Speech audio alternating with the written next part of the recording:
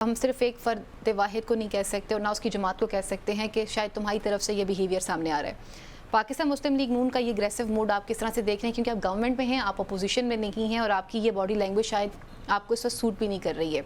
और दूसरी तरफ पे हमने देखा था कि जो ट्रोलिंग वाला सिलसिला शुरू हुआ था कि मोअज़्ज़ज़ जय साहिबान और उनकी फैमिलीज़ का जीना जो है वो दोबर हो चुका हुआ था, वो पाकिस्तान तहरीक इंसाफ इसमें इन्वॉल्व रही है। ये बिहेवियर कैसे कंट्रोल किया जाएगा और हमारे पोलिटिकल पार्टीज़ को इस वक्त और बिलखुसूस हुकूमत को किस तरह के सीरियस नैरेटिव्स की तरफ बढ़ना पड़ेगा?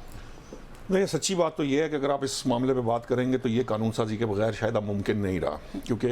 चौई साहब ने एक जमात पर डाल दिया है मामला सारा जी। मुझे नहीं मालूम कि किस बुनियाद पर चौई साहब ने ये बात कही है कि जी वो किसी एक जमात के थे या लोग, क्योंकि मैंने जो ज़्यादातर ट्रोलिंग वाले लोग देखे हैं वो माशाल्लाह वो उनको आदत शायद पड़ गई है या उनकी वो एक कहते हैं कि उनको चस्का पड़ गया इस बात का, वो इंजॉय करते हैं इस बात से। वो मेजॉरिटी तो उस तरह के लोग हैं, वो हर तरफ ही शामिल हो जाते हैं, वो कुछ इस तरह की है। हाँ, हो सकता है किसी एक जमात के कुछ लोगों ने अपने जज्बात पर काबू ना रख सके हों, वो भी उसका हिस्सा बने हों, लेकिन एक्चुअली तो इसकी जो क्या कहते हैं फाउंडिंग फादर है वो तो है तो पाकिस्तान तहरीक इंसाफ ही नहीं। ये सारा जो आज मुआशरा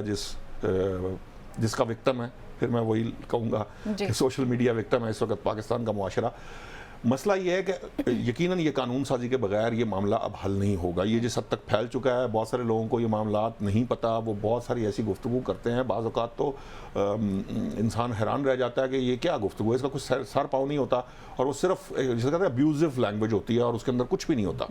और शायद उसको ये भी नहीं पता होगा कि मैं किसके मुतल्लिक कर रहा हूँ, उसको ना उसकी कहते हैं ना कि ना उसको पता है कि जज क्या होता है, ना उसको पता है कि ये हाई कोर्ट के चीफ जस्टिस का क्या है। उस तरह के लोग भी जो है ना वो गुफ्तगू कर रहे होते हैं, उसका कोई क्योंकि आम आदमी तक एक्सेस है, जिसके पास एक स्मार्टफोन है वो अपनी तरफ से बहुत बड़ा उसकी जुबान आज़ाद है, वो जो दिल करे जुबान की आज़ादी जो है, लेकिन आज़ादी है इजहार, गाली देना या किसी से बदतहजीबी करना या बदतमीजी करना या इल्ज़ाम लगाना या ये किसी सूरत नहीं है। एक बात। दूसरी बात यह है कि देखिए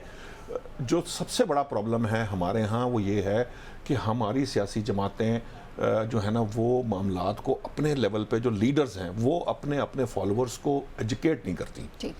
जो एजुकेट किया जाना चाहिए वो उस तरह से प्रॉपर्ली एड्रेस नहीं हो रहा। वो मतलब मुझे पता है, मैं जानता हूँ कि नून लीग के अंदर किसी हद तक उसके ऊपर मामलात होते हैं कि ये जवाब आपने नहीं देना या इस किस्म की बात नहीं करनी। पीपल्स पार्टी बहुत मोहतात रहती है कि वो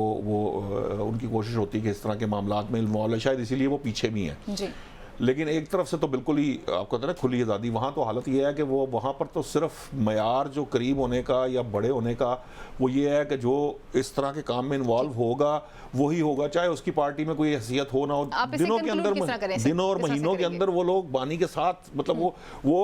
पब्लिक अकाउंट कमेटी की चेयरमैनशिप के लिए नामजद है। तो मकसद कहने का ये है, ये जो बेसिकली ये किसी एक तरफ से भी हो, यानी नॉट फॉर द रीजन कि किसी एक जमात का मामला है। मामला ये है कि लीडर साहिबान को, सियासी जमातों के लीडर को जहां वो सियासत करते हैं ना वहां अपने वर्कर्स को एजुकेट भी करना चाहिए, उनको ये भी समझाना चाहिए कि क्या गलत है और क्या सही है, और ताकि वो गलत सही की तमीज़ के साथ आगे बढ़ें। ये नहीं है कि आप जो है ना वो बिल्कुल, मैं अगर मेरी मुखालफत चौई साहब के साथ है तो मैंने ये तय कर लिया कि मैंने जो है ना चौई साहब को मतलब मैं उनकी एग्जिस्टेंस ही बर्दाश्त नहीं कर रहा। ये कोई रवैया नहीं है। जमहूरियत के अंदर, जमहूरी रवैये के अंदर इसकी गुंजाइश नहीं है। हो सकता है मैं किसी वक्त गुस्सा करूं या मैं किसी वक्त लड़ पड़ूं, लेकिन उसकी भी कुछ हदूद है। ये बगैर शुतरे बेमहार वाला मामला जो है ना वो नहीं चल सकता मजीद।